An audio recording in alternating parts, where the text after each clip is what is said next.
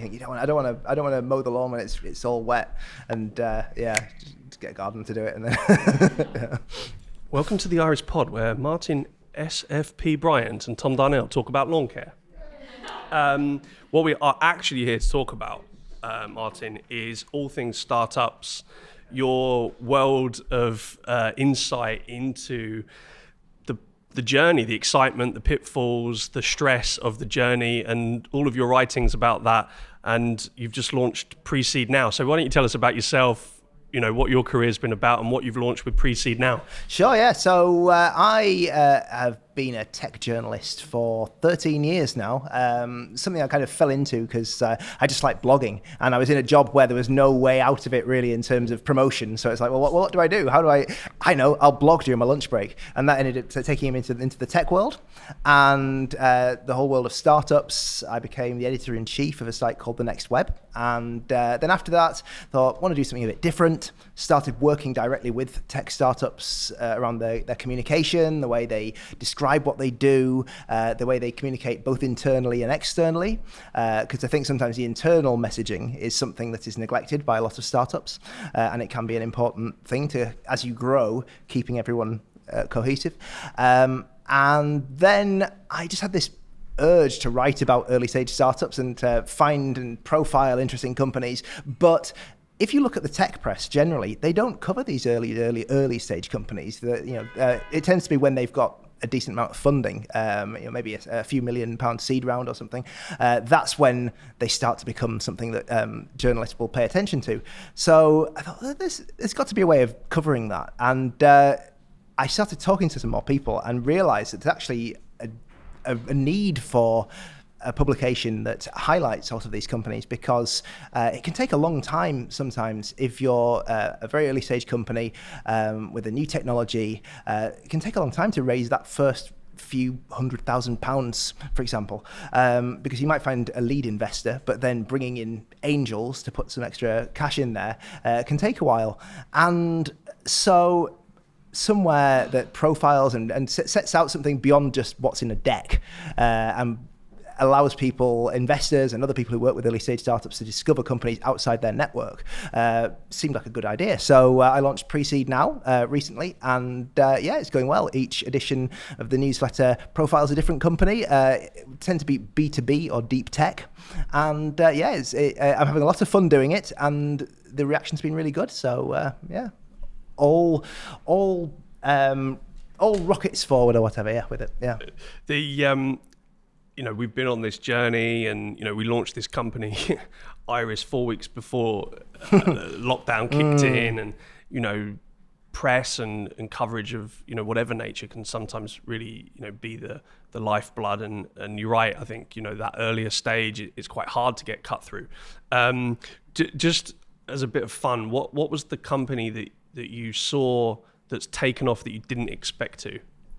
So it's taken off that I didn't expect to. Oh, you've kind of because it's one of those things where you write about, because when I was at The Next Web, I wrote about so many different companies, and thinking back to, I never expected them to, but they did. It's actually quite difficult because your brain just fills with all these companies, and mapping them out is going to be difficult. So I'm not sure, actually. I remember meeting a company called Anavo very early, and they had a really interesting product, and that was to kind of keep your battery on your phone effective by keeping track of which apps were running and that kind of thing. And they had like a VPN for making using less data, all that kind of thing. And Facebook bought them, and because I thought it was a really interesting product, but they ended up sadly having a bit of a notorious time, because they ended up being the tech that Facebook used to find out which companies to buy, because because they were running on people's phones, so they could see, that social app is rising. I see they could be competition. We better try and buy them before they get too big. So that became quite a controversial thing. Which when I first discovered them, I didn't discover them. I think I got introduced to them. But when I got introduced to them, I was like, wow, they're fantastic. And what a great product. And it's interesting to see how sometimes this is a great utility can turn into something different. Yeah, it's interesting, I guess as you set out on a journey with a startup, what's your goal?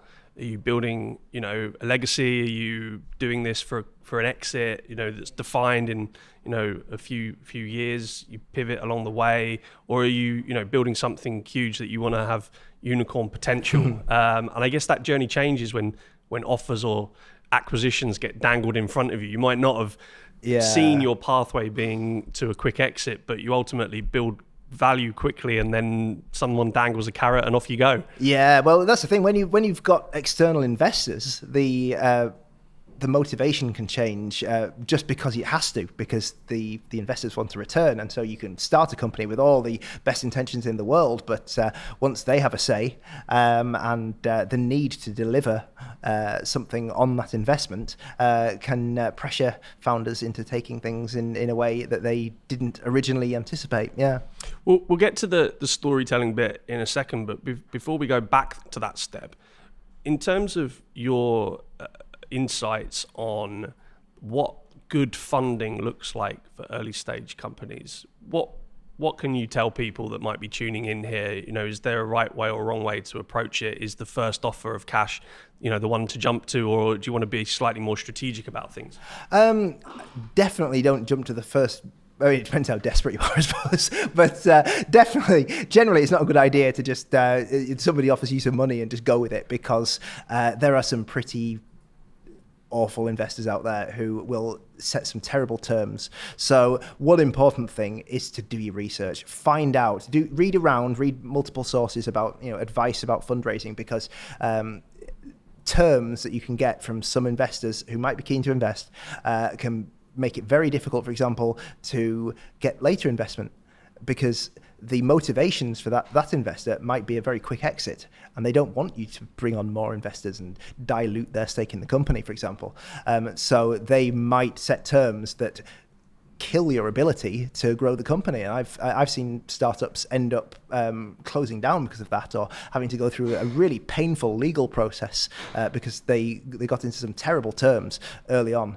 And another piece of advice, having seen recently a founder kind of throw himself at the feet of an investor, not by email, it wasn't literal, but in the words that he used to this investor, I was like, no, hold back a little bit. Seemed like a bit like dating. If you're going to date, you don't want to necessarily appear desperate. You want to kind of seem a bit more, something that they'll want. So holding back a little bit and seeming like you've got options is a bit better than diving in there and looking desperate. So it is a bit like, I've seen that comparison quite a lot in the past. It's a bit like dating, but with massive checks attached to it. Yeah, exactly. I mean, it's we're in a fortuitous position here at Iris with a strong, passionate and visionary pool of investors that believe in our journey. But it's definitely good to have the luxury of choice when you're on this side of things, and finding your people that believe in your journey is definitely crucial. So definitely support that advice. Of course, it all starts with the story, and that's your proposition that you offer or have offered up to companies. So how do companies get that right? What's a strong framework for messaging? You said at the top of this, it's more than just a deck of slides, right? I think, well, first of all, it's amazing how many companies don't have a very simple idea of what it is they do and why. They can often talk endlessly about their product and their business model and all of that, but if you try and boil it down to a sentence or two sentences, they often can't come up with a compelling, what I call a micro pitch. And so a lot of the time where I start with a company is this micro pitch. It's how can you describe yourself in one sentence, or at a maximum 2 sentences, that work everywhere, that you can stick in your head, and then it's always there. No matter who you talk to, whether it's an investor, a customer, someone you meet at a networking breakfast, someone you meet in the pub at 11 o'clock at night, doesn't matter, wherever you are, whatever context, they say, what do you do? You can very easily come up with a 1 or 2 sentence compelling proposition for yourself that sets you apart from everything else, and people go, that's what you do. And it's amazing how many companies struggle with that or don't even think about that as being important. So one thing I've done with a lot of companies is sit down and you a lot of the time you ask them to write out for as long as it takes. It could be a paragraph, it could be a page. What makes them unique? What they offer. Alarm bells ring when they can't do that. I have had some companies that have actually found the process valuable because they've realized that they haven't even figured out properly what they are as a business yet. And they've said, thanks for that. We'll come back to you, but right now we're going to go back, right back to the drawing board, which is amazing. But you start with that and then you slowly whittle it down. You say, well, what are the most important things here until you've got 2 or 3 sentences, and then how do you turn that into a snappy 1 or 2 sentence tiny little micro pitch, like I say, that you can remember and you can reel off. And it doesn't say everything. Obviously, people might ask questions. A lawyer might ask different questions to an investor, might ask different questions to a customer, but it's like a universal introduction to your company. Yeah. I'm thinking back to about 30 minutes ago when we first met, and I was giving you the spiel about what Iris does, and I'm now feeling quite embarrassed that took more than 10 seconds. We're going to work on that. I think we've got a very strong handle on what we're doing. I think the brand, that sits above it is obviously important. Talk about that internal piece as well, because obviously that external piece is so important. But you need to galvanize your troops. You need to get your team, really on that journey. Is probably even more important, isn't it? Yeah, absolutely. In fact, I was talking to a founder for Pre-Seed now just earlier, actually. In fact, I was writing it up this morning, and he is raising his first money, but he's very on top of this. He very much realizes this is an issue because he is saying as he grows the company, one thing he's very mindful of is the fact that as you bring in, say, middle managers who are maybe, or sales managers, for example, who are motivated by, they weren't there at the start of the company, and they're motivated by targets that have been set for them personally, which maybe there's a bonus or a promotion attached to achieving particular things. So they're not thinking about the overall company. They're thinking about what do I have to do to achieve this? And you look at a company like Facebook, for example, which has had a lot of controversy recently. A lot of the issues around some of the things they've been doing have been around the motivations of the staff, because they're motivated to achieve sales targets, which means that they're pushed to do things that are maybe bad PR for the company. But because it's such an enormous company, those kind of things never really get up to the top, where it might be dealt with with a certain kind of leader, and so you've got to instill this sense of message and purpose right through the company. And it's difficult. And the bigger the company gets, the harder it gets, which is why you have, company songs and, Company song? Well, I'm thinking that's probably Japan, maybe, but you have all sorts. Maybe more companies should. You get up in the morning and you all arrive in the office and you all sing a song. Maybe I've seen 100 light bulbs go off on this. A company song is what we're going to do. Like assembly at school or something. But or you have like slogans on posters around the office and things. And really, it has to be more fundamental than that. It has to be instilled in people's heads. So, and a good way to start that, and I'm not professing to be an expert in mass scale corporate communications here, but certainly as you're growing a small startup into a larger startup, going from a 3-person team to a 10-person team to a 20-person team, keeping that micro pitch, that same sense of identity, and there might be a few more details you put into that specific to internally, but keeping that as the core mission, whatever a salesperson might be tasked with achieving for the company, a certain number of sales, for example, making sure that whatever they do, it isn't breaking away from that core message. Because once you've got that core purpose and that core strategy and that core message of what you're doing, that helps tie everything together. And certainly from a PR point of view and from a public perception point of view, a lot of the problems come when companies forget that. And their messaging just becomes like a gloss on top of what they're doing, and really underneath it's like, let's just do all the worst things we can possibly do. And some companies are like that, but I think most decent founders would say that that's not a direction they want to go down. So keeping everyone on the same path is important. I think it's even more of a acute focal point for business leaders, founders that are starting companies now. They care more about sustainability, about culture, about diversity, inclusivity, all of these things. I saw this done really, really well actually by Salesforce. Went to Dreamforce, their big conference a few years ago, and there was a talk on doing exactly this. And they have a card, and on one side is the micro pitch for Salesforce. And their philosophy was, well, everyone's a salesperson for Salesforce.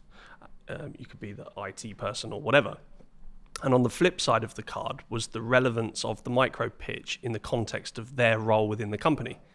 And it was, very, very snappy, very, very, very, very short. And I really liked it because it gives everyone a purpose of, you're here to drive value for the company, I suppose, even if you're adminning an IT system. Yeah, absolutely. In terms of the world we're in now, are you seeing any trends in terms of emerging technologies that companies are really focusing on building? What is the direction of tech startup land right now? Yeah, so in terms of things that will help with communication, I think that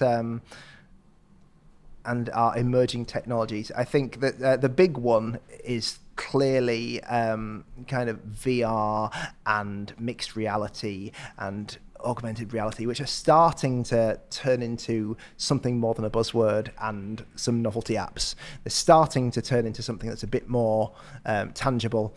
You've got, in the next couple of years, we're going to see headsets and glasses and things from companies like Meta, Apple, Google, Snap.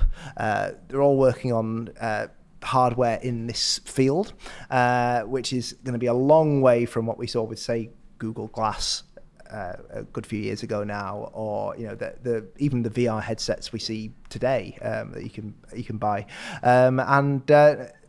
If you're looking at kind of collaboration and communication in a world where people aren't necessarily working in the same room anymore. I went to a meeting this morning, and I actually arranged it on the train. And I said to them, "Well, if you're in the office, I'll come in," fully expecting them to be working from home, and thinking they won't be in the office. Why would they be in the office? And they were by chance. The idea that everyone's in the office is less of a given these days, and so ways to provide. Ways to counter the argument that a lot of the naysayers about distributed working have, which is like, oh, you can't do collaboration if you're not in the same room, which I'm sorry, but I used to manage a team right around the world from San Francisco to Beijing at one point, and sometimes you would get someone from Amsterdam and someone in New York collaborating on an article, and it would be brilliant, and they were collaborating in real time, either text-based, maybe on a call, but probably text-based, and it would be brilliant. And so the idea that you can't collaborate unless you're in the same room is silly. But for the naysayers, and to provide more opportunities for creativity and a physicality to creativity, there are some brilliant opportunities around. If you look at what Meta is doing around some of its horizon tech around work collaboration, for example, and the idea that you create these working environments where people can meet together and you can see them moving, and you can collaborate on a whiteboard, or you can, maybe you can move blocks around, and whatever you want to do to collaborate in a way that is beyond just a chat box or a boring video call that adds a bit more interest to it. There's a lot there that's coming, not that far away. Some of it can be done now, and I think that there's some good opportunities that will help move this whole distributed working thing ever forward. Talking kind of specifically about what we're doing, do you think, how important do you see audio as part of that? Certainly the advancements are always kind of focused on the visual and now the interactivity. Do you see audio as quite often a forgotten component?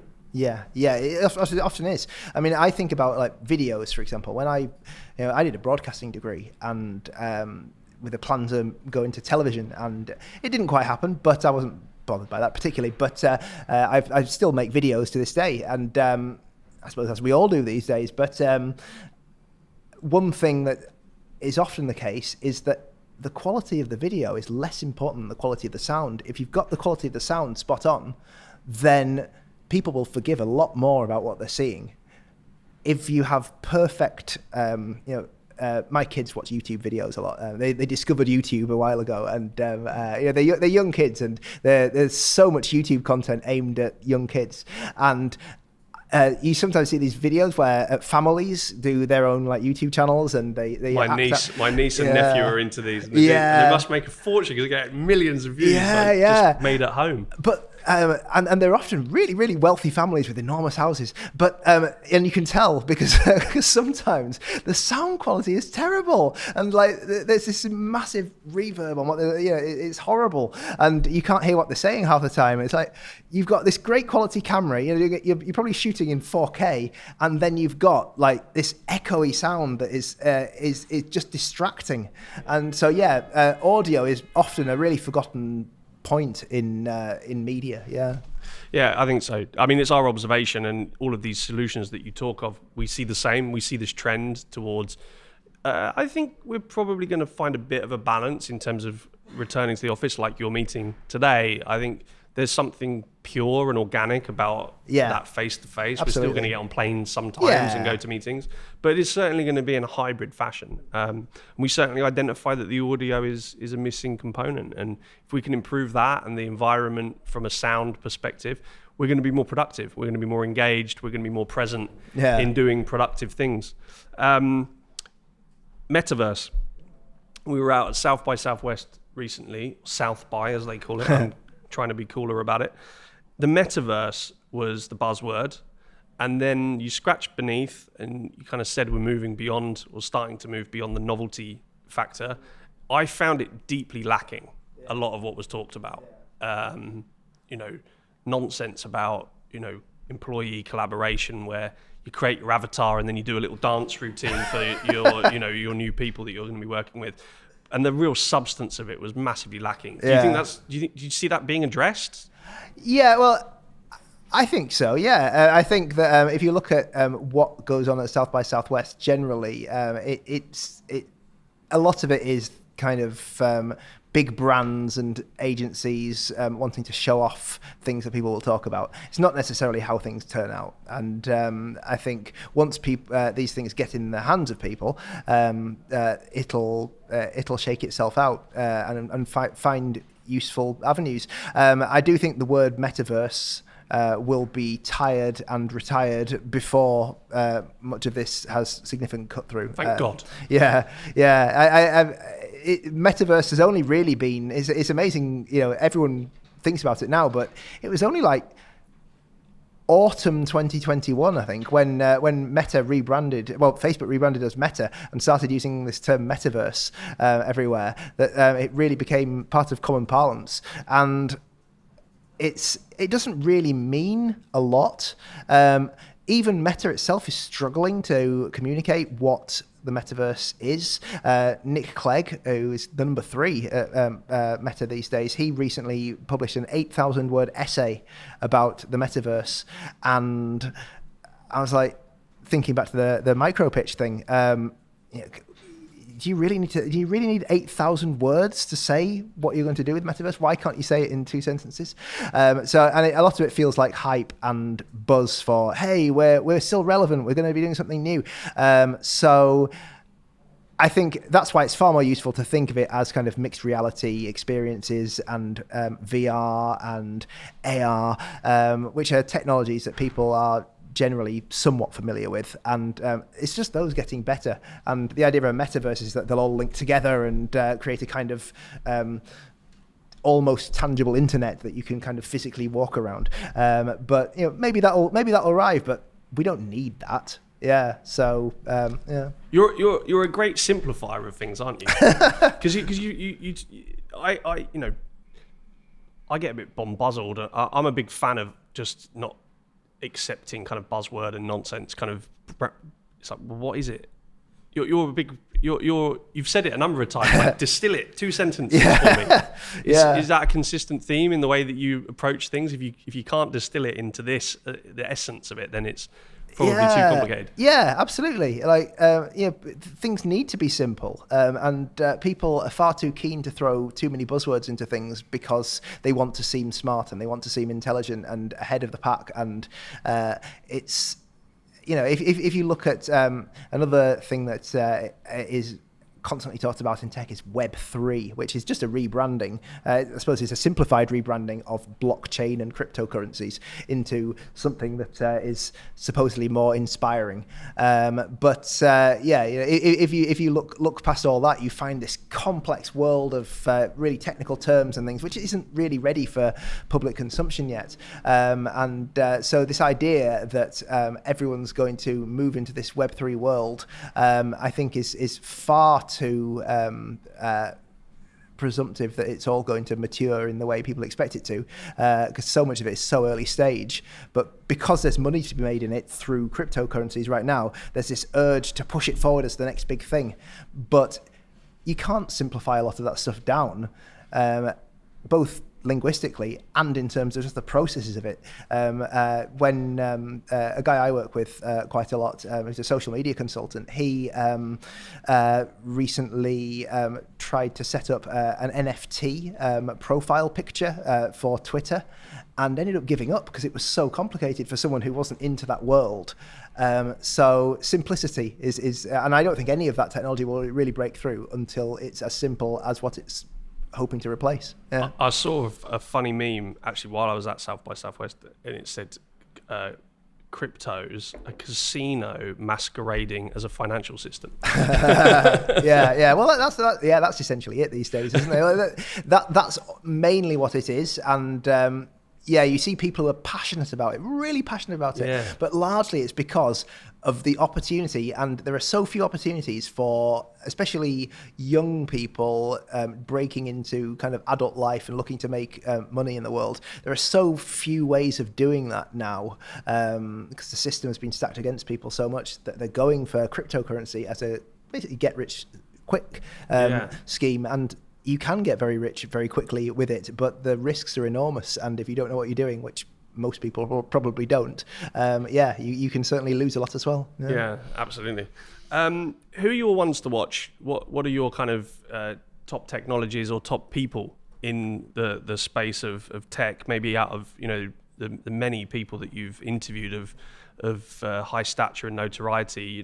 Who can people that might be watching this kind of tune into for other advice and angles?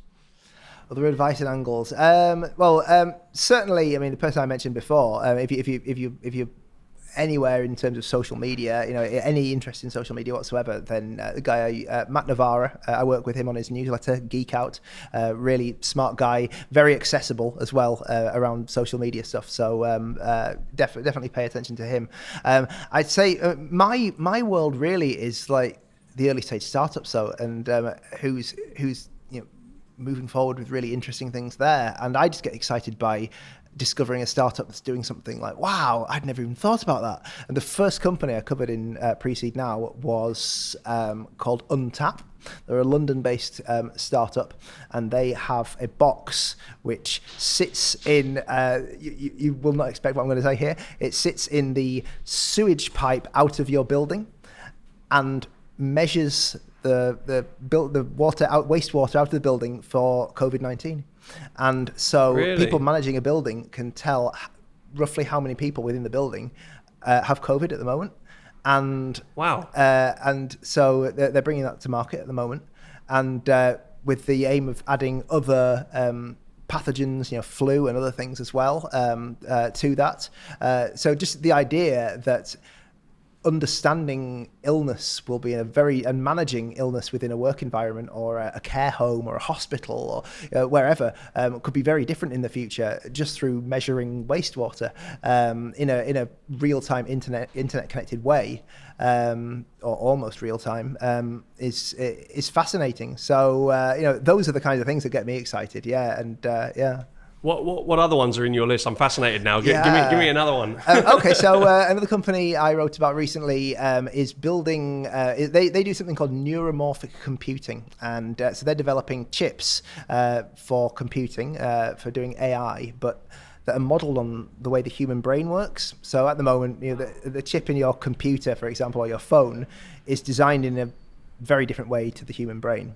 But the idea is, if we're going to have AI that works like a human, and thinks like a human, and has very different capabilities to the computing we have now, one way of doing that is to model it on the human brain. And so there's this whole field of neuromorphic computing at the moment, which could help, if it breaks through as the company's doing it, could break through in a really interesting way, and could help AI achieve a lot more, because there's a big market for computers and servers that are devoted entirely to AI, and so having chips that can do that in a smarter way is really interesting. So I just thought that was fascinating. Yeah. Where do you stand on the Neuralink project that obviously Elon Musk is building?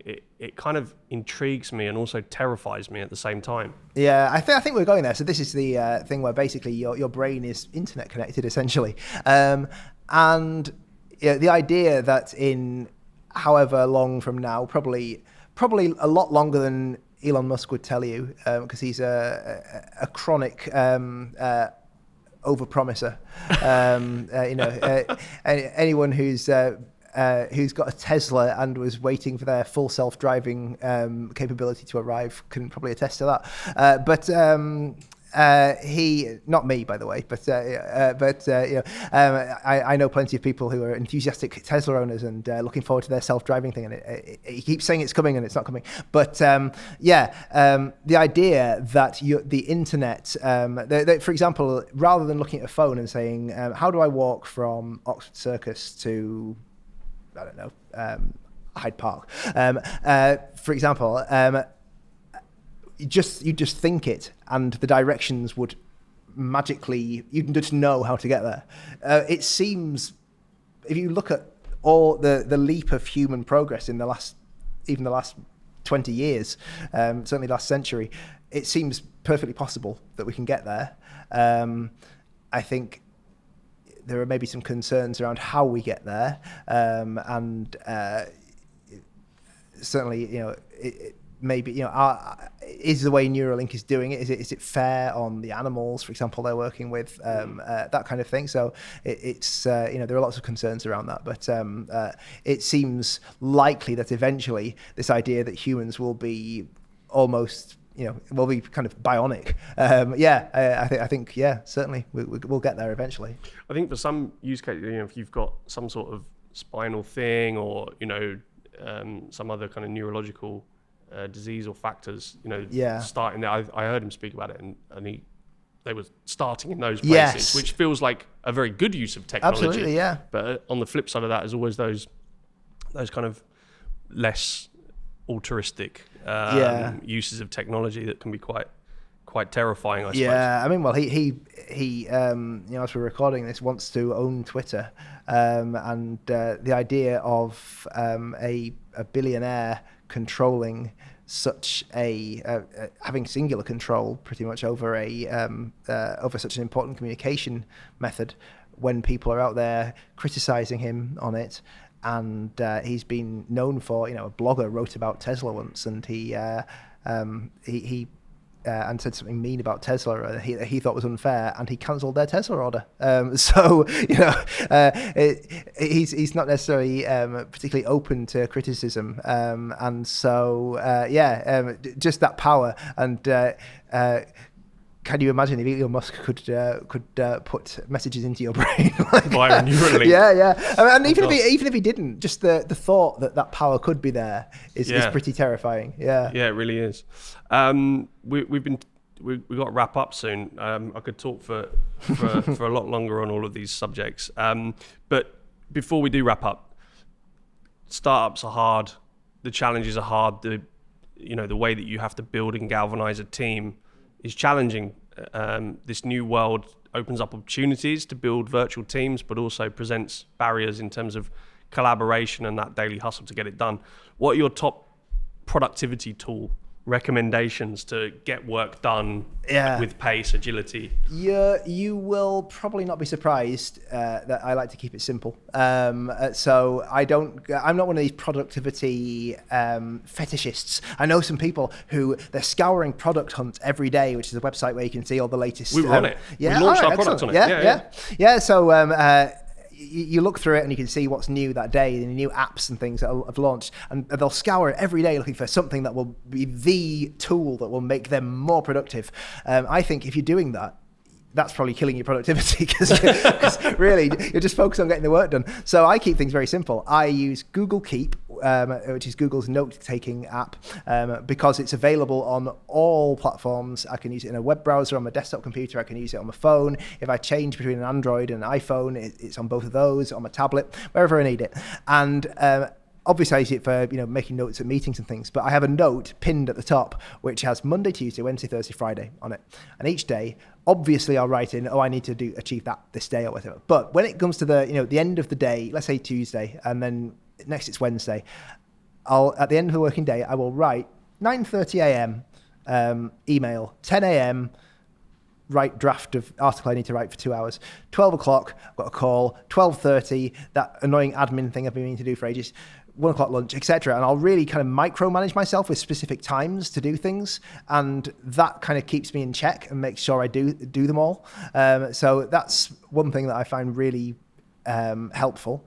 And sometimes I'll overstate it or I'll underestimate, but just having a guide helps me know how far ahead or behind I am. I use Notion, which is big fans of Notion. Yeah, Notion's fantastic. Shout out to Diana. Notion's fantastic, and you can do so much with it. You can publish websites with it. Basically, you can. I think Diana would have it make our lunch for us if it did have that capability. I use it relatively simply, but just to have a set of pages that helps me keep pre-seed now ticking along. I know which startups I've got to talk to. I know what's going to be in the next few issues. When next issue's coming up, I'll have a page where I have the intro has this bit in it, this section has this bit, this section has it, and so when it actually comes to sitting down, I just do it, and I'm constantly through the day just dipping in there. When I have an idea, I should say that in the intro of Thursday's newsletter, I can just quickly dip in, and then it's there when I need it. So I find Notion really useful, and then Trello, which has been around for years and years and years, is great for managing multiple projects. So let's say I've got some client work, and I've got my newsletter, and I've got this and that and the other, knowing how far along each thing is. So I have a column for in discussion, so it hasn't started yet, confirm future work, in progress, and then complete, and then I just move it across as it gets done. And then when it's done at the end of every month, I archive all the cards in the done column, and just the feeling of having archived all those cards is just like, yes. I'll write something. I'll do a task and I'll have already done it, and I still write the card and move it into done just for the cathartic. Oh, look at that. You haven't consolidated Trello into Notion? No, I'm sure you can, but we've done away with Trello because you can do the Kanban board in Notion. But what else? Slack? Slack can be, I don't use it personally, but it's obviously very useful to have that kind of, if you have a team, it's very much, very useful to have that kind of communication tool. It's interesting. I know a lot of people who try to use Slack beyond just workplace productivity, but for like communities. But a lot of that's moved on to Discord now. So Discord is probably less useful in a work context, but Slack, is great for that. There's one that's been around for years that I know some places prefer, called Convo, because it has threaded conversations. I know Slack does these days, but it doesn't necessarily handle them as easily. And so if you're wanting to see all the conversation under a particular topic, having something like that, which I think Facebook has a workplace tool and things like that, having better structure than say Slack has. Slack encourages you almost to just have this flow of chat, which can be quite hard to navigate. To a particular comment, I find it gets hidden Yeah. hidden from view. Yeah, so for years they were saying, "Oh, we're going to launch Threads," and then they did, and it was kind of in a way that people weren't very happy with. The enthusiasts of threaded conversations weren't happy with. But it is really designed as a flow of conversation, which is great if you're looking at it regularly. But if you're away from work for a week, it's very hard to catch up. Yeah. Slack is an entirely another channel which I ignore people's messages. So WhatsApp is the main way to get me. Until everyone messages you there. And I know someone who is messaged constantly. People from all over the world message. He's a journalist, as you might expect.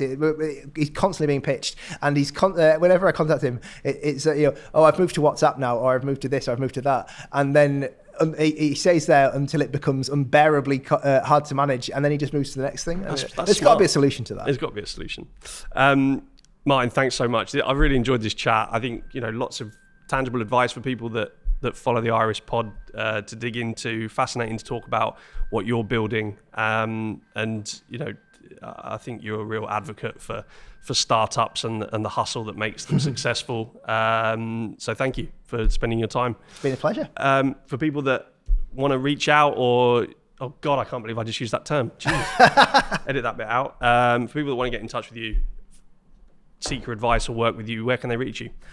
So you can check out precedenow.com, and on Twitter I'm Martin SFP, or just email me, martin@precedenow.com. Thanks, Martin. Thanks a lot. Cheers.